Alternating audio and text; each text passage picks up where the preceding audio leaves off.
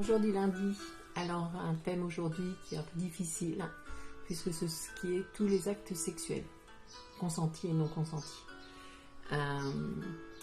Quelle différence on peut faire entre une atteinte sexuelle, une agression sexuelle et un viol? Déjà pour commencer. Et ensuite, les peines encourues pour les agresseurs. Voilà. Alors, une atteinte sexuelle déjà, donc c'est le premier cas, c'est du moment qu'il y a un contact physique. Du moment qu'il y a un contact physique, c'est une atteinte sexuelle. Cette atteinte sexuelle,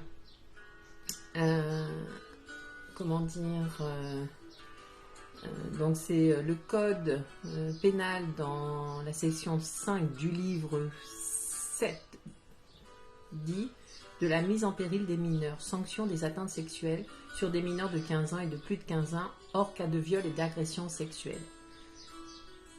Lorsque le mineur est consentant. Ça veut dire quoi? Ça veut dire que malgré que normalement il y a eu un consentement, comme c'est un jeune, ça ne fonctionne pas. Donc c'est aussi, au niveau de la loi française, c'est une atteinte sexuelle. Voilà. Même si imaginez donc une personne de 18 ans qui est majeure en France, avec une personne de 15 ans consentante, il peut y avoir une atteinte sexuelle et les parents peuvent porter plainte.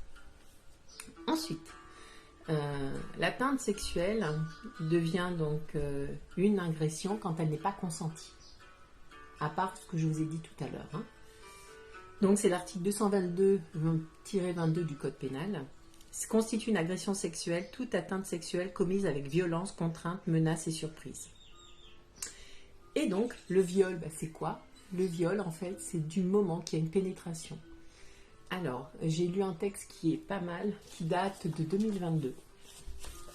Alors, je vais vous le dire, parce que j'ai trouvé ça vraiment important. Voilà,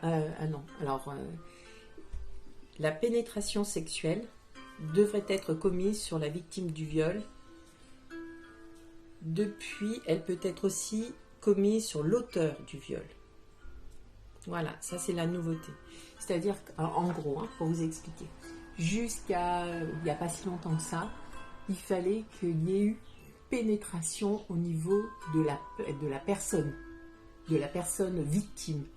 Et depuis, non. C'est-à-dire que la personne qui pénétrerait, donc la victime qui pénétrerait, l'auteur de l'agression, ça aussi c'est considéré comme viol. J'espère que je me suis fait comprendre. Ça, c'est des nouveautés. Donc, c'est bien. Et pénétration ne veut pas dire systématiquement avec un pénis. Ça peut être un pénis, ça peut être des doigts, ça peut être des objets, ça peut être n'importe quel objet. Du moment qu'il y a une pénétration, même buccale. Avant, il n'y avait pas. Maintenant, buccale aussi. Donc, il y a buccale, anal, vaginal. Tout ça est considéré comme un viol. Alors, à quel moment on peut porter plainte? En fait, donc les textes ont changé. Avant, c'était 10 ans après l'atteinte sexuelle, ou l'agression sexuelle ou le viol. Et depuis, c'est 20 ans. Un exemple, une jeune fille ou un jeune garçon, parce qu'il n'y a pas que les filles aussi, il y a des garçons qui sont violés. Alors, on va dire 15 ans, ou 15 ans, violés. Les deux ont jusqu'à leurs 35 ans pour porter plainte, parce que c'est 20 ans à partir des faits. Une personne violée à 18 ans, ça va jusqu'à 38 ans. Une personne violée à 20 ans, etc. Une personne violée par son mari, on va dire à 38 ans, elle est violée par son mari, jusqu'à ses 58 ans, elle peut porter plainte contre son mari. Donc voilà, ça c'est des choses hyper importantes. Ensuite, on va aller donc dans ce qui est, sanction. Donc normalement, voilà, ça y est, je l'ai trouvé. Donc un viol, c'est normalement donc 15 ans de réclusion criminelle si c'est un entre guillemets où il n'y a eu que viol. S'il y a eu viol plus avec des circonstances aggravantes, surtout sur un mineur, c'est 20 ans de réclusion criminelle. Et s'il y a eu viol qui a fait que la victime est morte, ça va jusqu'à 30 ans de réclusion criminelle. Donc ça, il faut le savoir. Les autres agressions, c'est 5 ans de prison et 75 000 € d'amende. À part s'il y a eu donc une aggravation au niveau de la personne victime. Un exemple, donc la peine est de 7 ans d'emprisonnement et 100 000 € d'amende lorsque l'agression sexuelle est accompagnée d'une ou plusieurs circonstances aggravantes.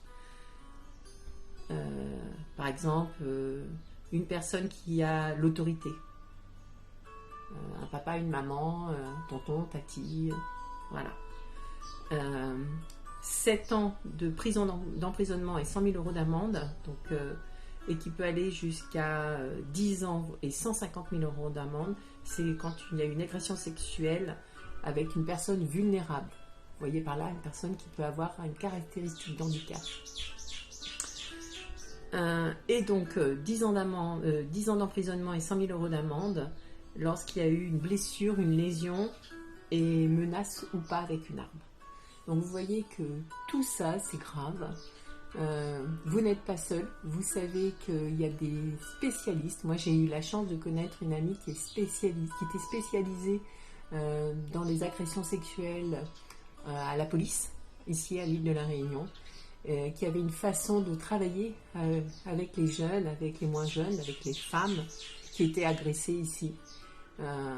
C'est vrai vous pouvez aussi vous rapprocher d'associations, parce que les associations de lutte contre les agressions faites aux femmes ou aux hommes peuvent aider à un entretien un peu plus humain de la part de la police ou de la gendarmerie.